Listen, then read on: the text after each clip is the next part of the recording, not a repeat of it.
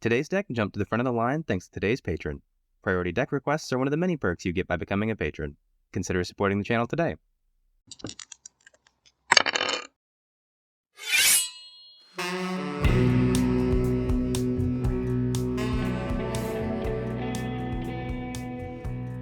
Welcome back to today's build. I'll be your guide to this wonderful game we all love. Let's get started. Today's deck is one I'd actually be scared to sit across the table from. His name is Otrimi the Ever-Playful, and this is Playtime. Hang around to the end of the video to learn more about a giveaway. Otrimi costs 6 mana that we're never paying, for a 6/6 with Trample that can recover mutate cards from our graveyard on combat damage. How we'll actually be playing Otrimi though is by mutating it for 4 mana onto non-human creatures that have abilities that would be better on a 6/6 Trampler. Otrimi's second ability is doing the most work when we have mutate creatures in the graveyard to get back, so of course we need mutate creatures in the deck and ways to get those cards in the graveyard. But the most important part of this puzzle is the role that those mutate creatures are playing in our game plan. See, discarding these creatures just to get them back one at a time isn't very efficient, and sacrificing our mutated creatures is a huge tempo loss, even if we get one of the cards back. So this ability is best viewed simply as a way to extend the lifespan of our mutate cards.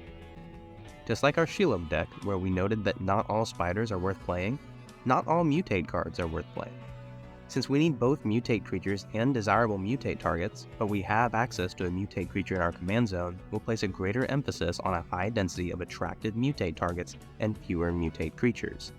And the mutate creatures we do want will not be the ones that reward us for going tall with our mutate stack, so that Otrimi's ability will extend the lifespan of the fewer mutate creatures we're running so that we can reliably continue to mutate even if our big pieces get taken out. Since there aren't a lot of mutate creature cards to begin with, and we're not including all of the ones that are legal in the deck, we'll also want the very best card selection that we can find, to ensure that we can reliably find our mutate creatures. First, these deck lists are cluttered with cards that have nothing to do with our deck or its strategy because it wasn't one of the more popular precons and people never updated their lists, so these cards from the original will be going. With those out of the way, let's pick apart a real Otrimi deck. Since we're not planning on stacking a large number of mutations onto a single creature, we won't need Auspicious Starix, Insatiable Hemophage, or Archipelago. Glowstone Recluse, Trumpeting Gnar, and Parcel Beast are all either overcosted mutate effects or aren't bringing anything to the table that we really care about. Next, Silhana Ledgewalker, Stormchaser Drake, and Slippery Boggle aren't exactly the kind of mutate target that we're looking for, and don't serve any other purpose in the deck really. They'd be really good in a more traditional Voltron build, but since mutate only ever changes the base power and toughness, and we don't have enough slots to spare for equipments and auras, we really can't make this that kind of deck. Instead, what we want for mutate targets are creatures that really want to get through for combat damage and benefit from being made larger. So more on Stormchaser Drake as well as Ivy Gleeful Spellfiend. They aren't really contributing to our game plan. Admittedly, Ivy is probably the coolest thing to happen to mutate since, well, mutate, but she doesn't really have a place in our strategy. We need mutate creatures and creatures that are good mutate targets, but she's not really either of these. She doesn't help us find our other mutates or mutate targets, and doesn't copy our mutated creatures either. I think this is probably conflating Ivy's deck with Otrimi's deck, because mutate cards might be good in an Ivy deck, but this is not an Ivy deck, and Ivy isn't doing a lot for our game plan in this Otrimi deck. Likewise, the Drake wants to be targeted, but doesn't do anything for us in combat, and our mutate cards are precious resources, so we'll be cutting it. So what's our timeline? Turn 1 we'll play Venerated Rot Priest, Wild Growth, and Otherworldly Gaze to set up, ramp, and fix our draws for future turns. Turn 2 we'll play Plague Stinger, Blight Mamba, and Ichor Mirror as mutate targets that would greatly benefit from Otrimi's stats and text box. We can also play Impulse, Ransack the Lab, and Experimental Augury to dig for mutate targets. On this turn, it's also important that if we ramp, we do so by fetching lands out of the deck, with Farseek, Nature's Lore, and Rampant Growth, so we'll have a higher chance of drawing our mutate cards and mutate targets on future turns. For that reason, it would also be smart to play fetch lands, so if you've got the budget, play the good ones. But otherwise, New Capenna fetches, Broker's Hideout, Maestro's Theater, and Riveteer's Overlook will do just fine. Turn 3, we can play Viridian Corruptor, Cephalid Constable, or Needle Spectre to devastate an unlucky opponent when we mutate Otrimi on our next turn. We can also play Rotwool, Cold-Eyed Selkie, or Whispering Spectre as excellent mutate targets. Turn 4 is our target for Otrimi, so we'll want to have found and played out a good mutate target before then so we can attack with it on this turn. Turns 5 and beyond will slow down our opponents with Fraskless Fall, Fade into History, and Reject Imperfection. We'll also play Gem Razor, Carnivorous Canopy, and oh hey, it's the return of Finishing Move from our Wilson deck. These sticker cards can attach to Otrimi and further augment any future mutations we use it for, since stickers don't fall off in the command zone.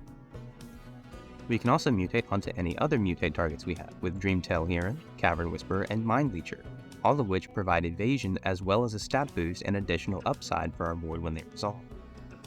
With Otrimi in play, we can also drive through our deck with Traverse the Outlands, Return of the Wildspeaker, and Hunter's Prowess to draw and ramp to the front of the pack. We'll also play Fact or Fiction, Hostile Negotiations, and Sauron's Ransom to refuel our hand and also get mutate cards into our graveyard to find with Otrimi. We can also use cards like Teferi's Time Twist and Saiba Cryptomancer to protect an important pile, though be mindful that the Time Twist will have your mutate pile enter as separate creatures, unless one of those creatures is our commander, in which case we can move Otrimi back to the command zone while having everything else re-enter as normal. The last piece of tech to keep us in the game is a fun little interaction. In addition to Vesuvan Duplimancy to copy our mutate piles, we can use Nightmare Shepherd and Kinswood of the Bleak Coven to keep their abilities if not their stats. In order to successfully resolve this trigger though, you have to exile all cards from the mutate stack, so don't get too excited about re-mutating thanks to Otrimi. We can still mutate with Otrimi though, so it's not a total loss. If it wasn't apparent by now, this is a mutate deck that wants to win through poison counters. While there are a few really good ways to pull this off, like Plane-Wide Celebration, I really like Choose Your Weapon as a way to take out opponents early. This deck is really scary because it's so hard to get a handle on.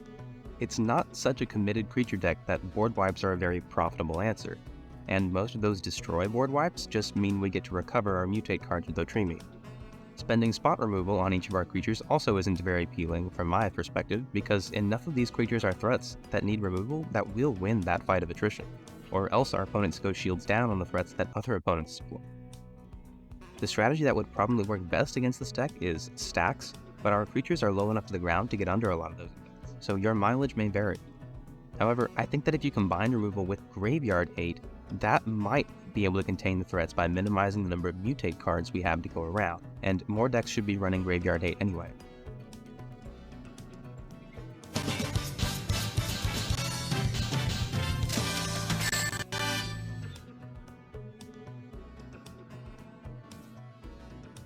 Special thanks to all my patrons on Patreon.